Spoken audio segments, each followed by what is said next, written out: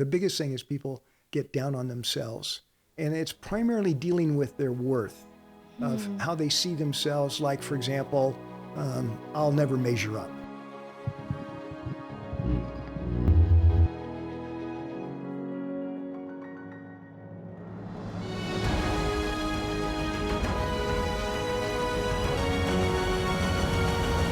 Welcome, Dr. Gray Otis. We're really happy to have you here. We're really excited to jump into this book.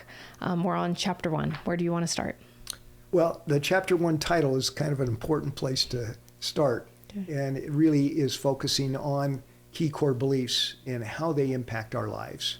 And so we go into a greater detail in chapter 1 about core beliefs and how we can see them for what they are and work through them in positive ways. Interesting. Okay. Can you go into what that is and what we believe about ourselves and how that impacts us? Well, for a long time, there's been this big argument. Is it nature or nurture? Yes. And it's both. But it's also about how we make decisions. And those decisions are often very closely tied to what we believe about ourselves. And so what we want to do here is emphasize that if we understand and become more aware of our core beliefs, then we'll be able to navigate our lives in ways that are more effective, that will work better for us. I think that's really interesting because there's a lot of people that I think will say, well, I've had depression for X amount of years and this is just who I am now. That's almost this default of, I've just always been like this. And you're saying here that doesn't have to be the case. No, right? It doesn't. Quite frequently, I'll have somebody say, oh, I'm depressed, and depression runs in my family. Okay. And we just focus on the fact that, you might have a little bit more of an inclination to feel a little bit down, but does that have to define who you are? And so we really come back to, is this a completely accurate belief?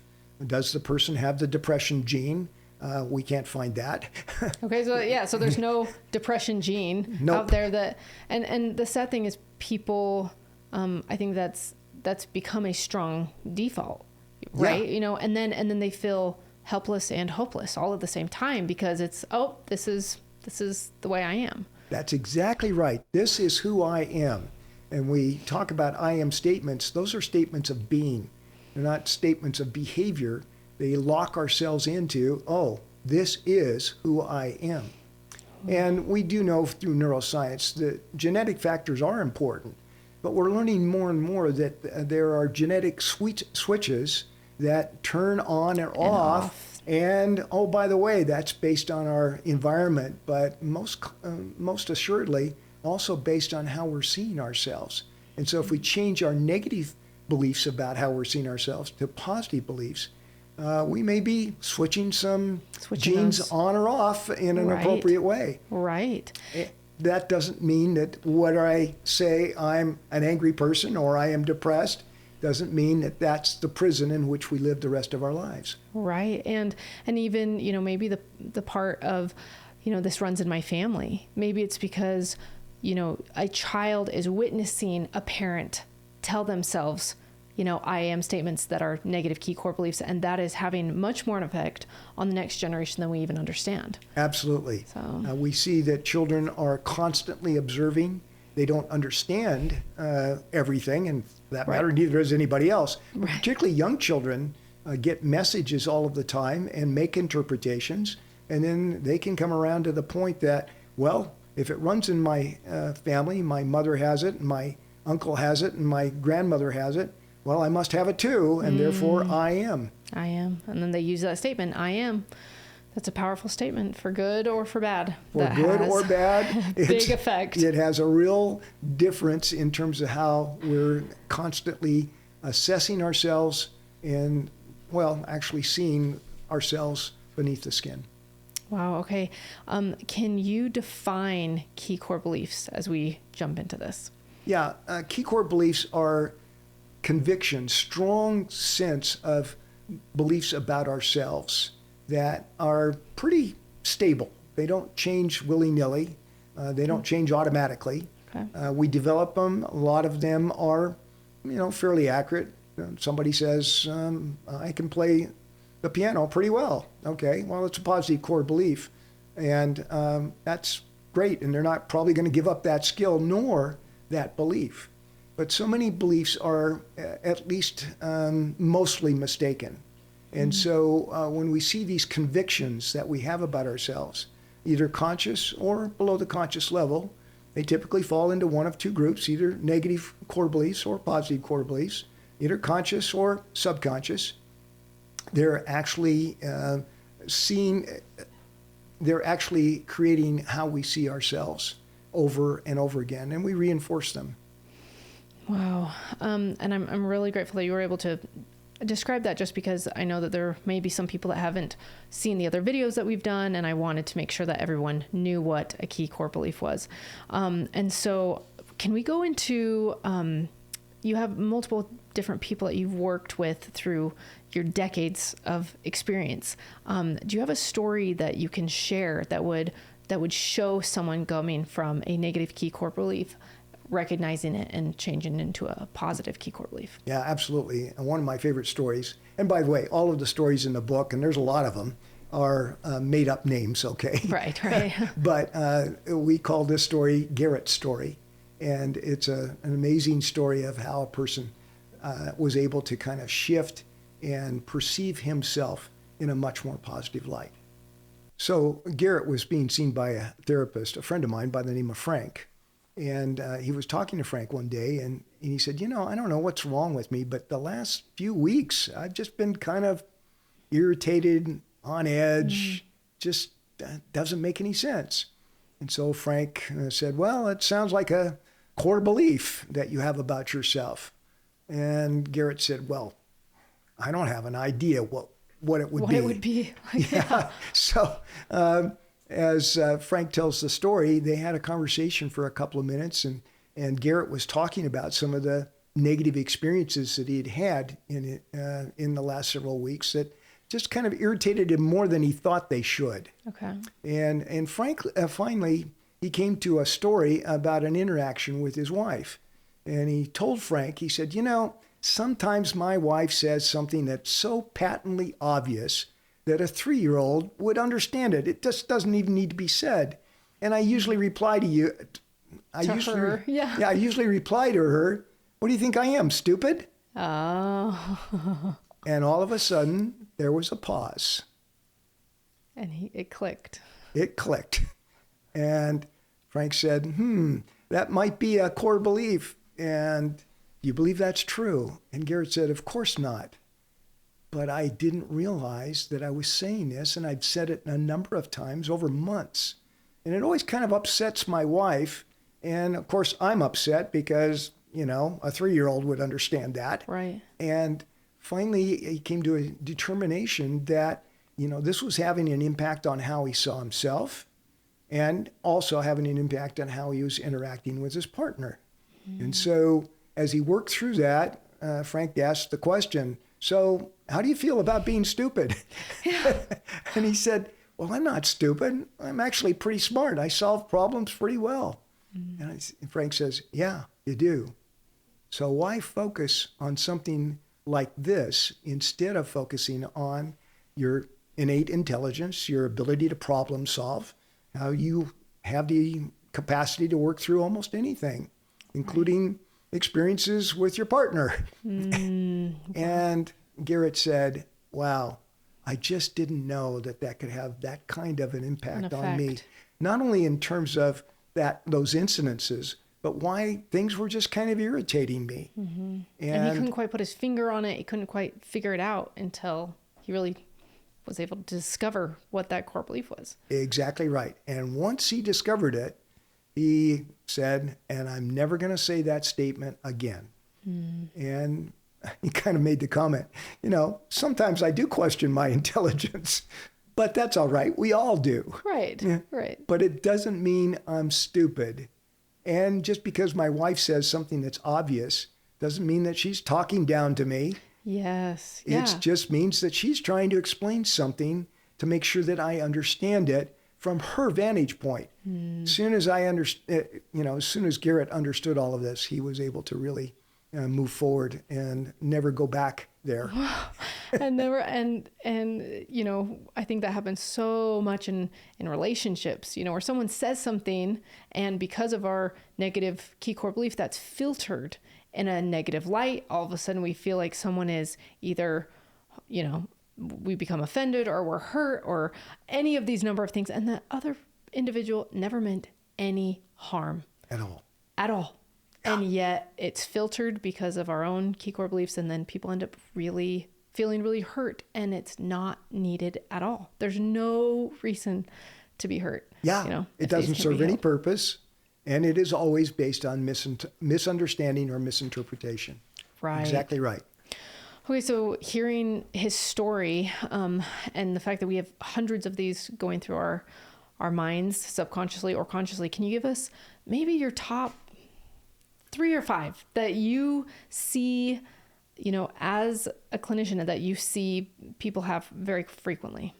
I think the biggest thing is people get down on themselves, and it's primarily dealing with their worth of how they see themselves. Like, for example, I'll never measure up is a classic one, or I'm worthless, or other beliefs that I'm not good enough, or particularly I'm not good enough. It goes along with the lines of, for example, people that believe that they have to be perfection. So yes, this idea that I'm not enough, or I'll never be able to be good enough. I'll never qualify for, you know, being the person, you know. One of the ones that I think is interesting is that people will say things like, if other people really knew me, they would not want to be associated with me. Oh, sad. And that leads to what we'll talk about in other areas of the book, but the most fundamental subconscious key core belief that's negative is, I am not worthy to be loved. And Sad. that is the big fear that many people have. They feel like they've got to do more, or they've got to be perfect. Or they've got to earn it, or Yes, or something. exactly right. And so we talk about the fact that if we had 10 children from around the world, all speaking different languages and all coming from different cultures, which ones would not be worthy to be loved? Which ones of them are not enough? Yeah. And we use that as an example to say these beliefs are mistaken. In the book, we highlight, I think about 50 different beliefs, but they're just a small fraction of the very imaginative ways people can see themselves negatively. Wow. And so we want to be aware of those, and then we want to be able to transform them or replace them with positive core beliefs. As far as the I am unlovable, or I'm not worthy to be loved, or these types of things, have you seen anything relate to attachment disorders? Yes, of course. So, but it's much broader than that. Okay. For example, it goes much, yeah, it's certainly attachment issues can be very problematic, and that would definitely lead, in many cases, to feeling that I'm unworthy to be loved. Okay. But that's also true of people that, for example, were criticized quite frequently in their childhood. Many other experiences that individuals can have, can including, lead to that feeling. Yeah, okay. including abuse of any kind, or anything else that might have been misinterpreted as a child or adolescent, that leads to this belief that I'm just not worthy to be loved. And you know, nobody ever says that to themselves. That's one of those beliefs that is there and so prevalent, but it's not conscious. People are not consciously aware of it, and they won't say it. But it is the basic fear associated with negative core beliefs. Wow. And when you think of it, you know, I need to be a perfectionist. Right. I think even people, I was going to say, you know, if this goes beyond, you know, attachment and everything, maybe it applies to so many people, because we have this perfectionistic mindset. It's like, oh, if I can't measure up, if I'm not perfect in these regards, then maybe I won't be loved. Maybe there's a risk there. Maybe, you know, and then you start really questioning things, then you get into really bad spots mentally, you know. Mentally, emotionally, and almost every other way. So yes, a key understanding of those negative core beliefs is the first step. Wow. Okay. Can you go into self-belief identity? Yes. And that's a good question. we just talk about that in terms of all of us have a sense of who we are, our total being as an individual, our uniqueness as an individual. And they're really related to an accumulation of negative core beliefs and positive core beliefs in every domain in our lives. So how we see ourselves in terms of health can have positive or negative core beliefs. I'll give you a couple of examples. An individual in her late teens developed a condition that just came out of the blue. It was actually, of all things, cirrhosis of the liver. Whoa. And she said very distinctly, I used to be healthy. Now I am sick. Oh. As opposed to another individual who had suffered an auto accident, became a paraplegic individual in terms of not being able to use his limbs. Okay. And he said, this wheelchair doesn't define me, except that it really makes me go faster than almost anybody else. And I am healthy. Wow. So that's an example of how health, our emotions, somebody believes that they're quote unquote too emotional.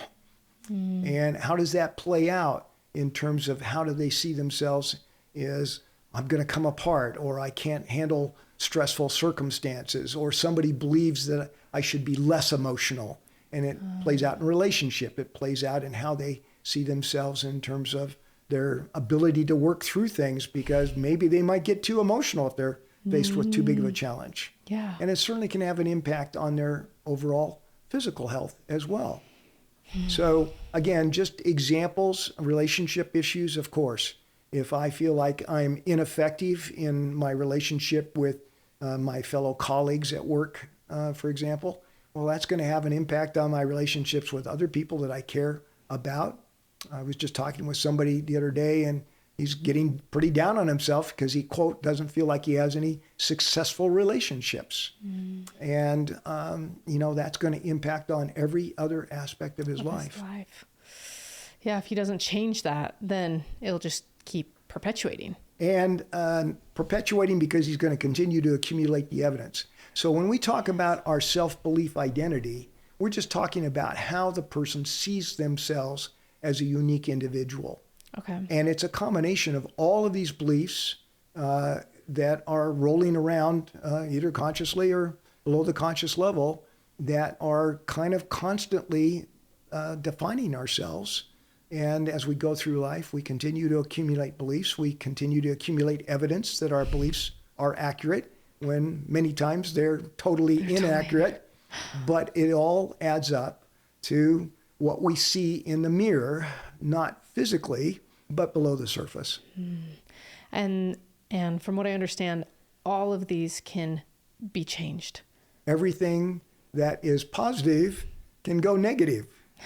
And anything that's negative can also become positive. And that's what we want to emphasize with the book, that our sense of who we are, our self-belief identity, can continue to be improved, can be more resilient, can be more positive if we're aware of what we're thinking about and how we can change that. And we all can. We humans have an amazing capacity to change what they believe about other things like science or health or whatever, and what they can believe about other people. What they don't realize as well, they can change what they believe and see in themselves. About themselves. Yeah. And to realize that no other species on the planet can do that. No. We're the only ones that have the cognitive ability to think about what we're thinking about. Yeah. And that's powerful. It is amazingly powerful. And we all, every single person has that ability to move their lives forward by seeing themselves more accurately and constructively. Great. Okay. So wrapping up this first module, is there anything else that you wanted to add before we go to the chapter 2? Well, the biggest thing is, and what we focus on at the end of this chapter, is awareness. It's a key skill. So again, we talk about skills that are very important and vital, actually, to ourself and how we navigate through life. So the first key skill that we emphasize is awareness or self-awareness. And we actually have an activity at the end of chapter 1 where people are asked to identify 3 positive core beliefs, 3 or more, Okay. or 3 negative. negative ones as well. But what we want to emphasize, as we said before, it's easy to identify those negative ones. So Right. if you identify 3 or 6 or 7, then the role and the objective is for you to identify at least as many positive qualities about yourself. And it can be simple things like, well, I'm a caring person. In fact, I think that's one of the most fundamental key core beliefs, because almost everybody is a caring Yes, individual. that they care want the about best. someone else. Yeah. They want the best for others. So, you can put that at the top of the list. But we want those positive qualities to really be at least in balance with the negative ones, and then we'll show how we can make them even more predominant. Great. I'm excited to be able to jump into that.